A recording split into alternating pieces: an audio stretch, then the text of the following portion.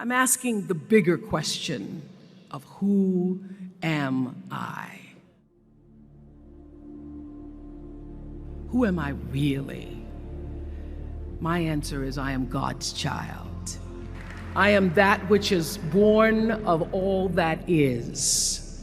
I am, as Pierre de Chardin said, a spiritual being having a human experience, come trailing the breath of the ancestors yet, but trailing the breath of the angels, and understanding that because I am connected to the source of all that is possible for me. And what do I want? I don't want to just be successful in the world. I don't want to just make a mark or have a legacy. The answer to that question for me is I want to fulfill the highest, truest expression of myself as a human being.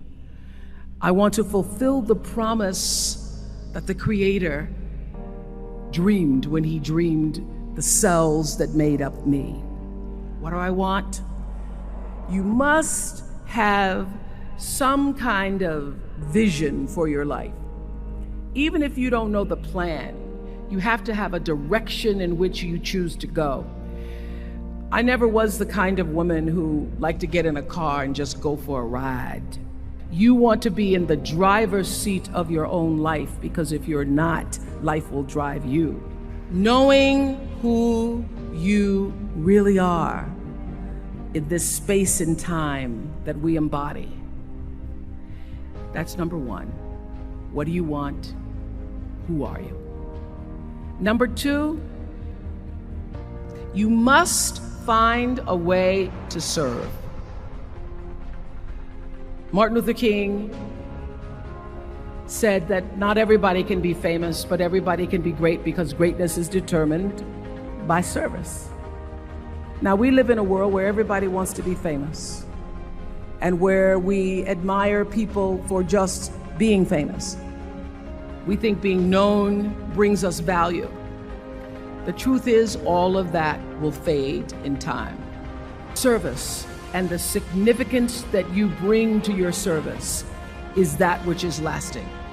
So to be able to, whatever your occupation or job or talent or gift is, our honorees today getting doctorate degrees, to apparently opposite fields, HIV and AIDS and the spoken word. But what they have in common is service, using the spoken word in service to community and the world, using your knowledge and information about HIV and AIDS and medicine in service to the world. And if you look at all the most successful people in the world, whether they know it or not, they have that paradigm of service. Service through medicine, service through art, using whatever it is you produce, your product, as a way of giving back to the world. When you shift the paradigm of whatever it is you choose to do to service, and you bring significance to that, success will, I promise you, follow you. Be excellent. Let excellence be your brand. Everybody talks about building a brand. I never even knew what that was. When people say, you're a brand, I would say, no, I'm just Oprah. What I recognize now is that my choice to, in every way, in every example, in every experience, to do the right thing and the excellent thing is what has created the brand. Years ago, I did an ad for Revlon for an ad they were doing called Unforgettable Women. And what I know is that when you are excellent, you become unforgettable. People remember you, you stand out. Regardless of what it is, you become an unforgettable woman. And that is what we all want. We want to be unforgettable and not forgettable.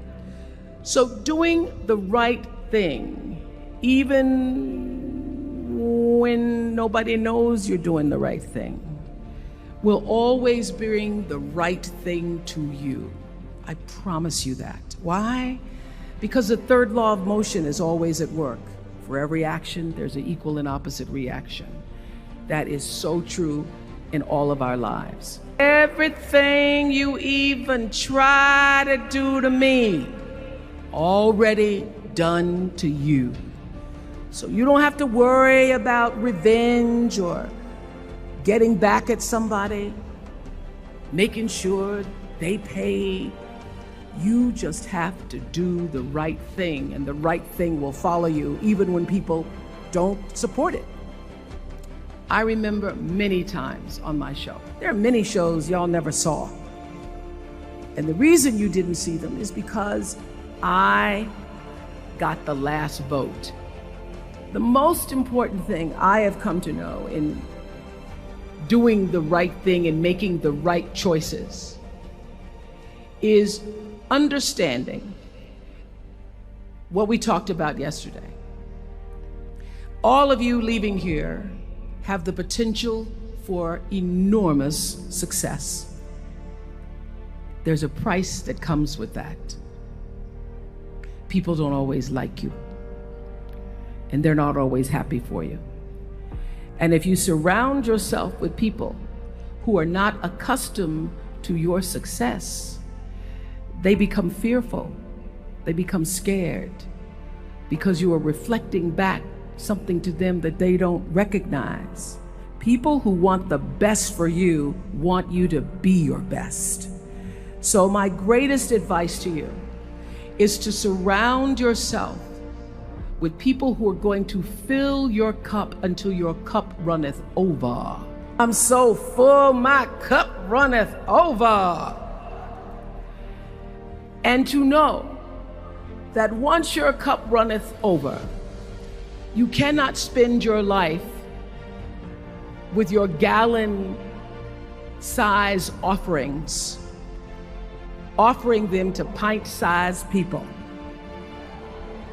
You have got to surround yourself with gallon-sized people who can hang in the same company with you, so that you're not offering your gallons to those little pints out there who can't hold it anyway.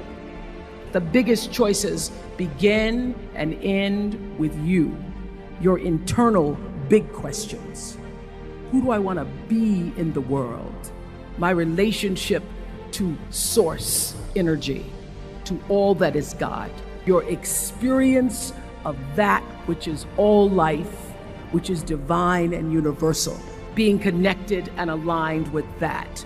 When you are tuned in and charged into that, whenever you feel empty, you go inside yourself and you connect to the source, and you know that all things are possible.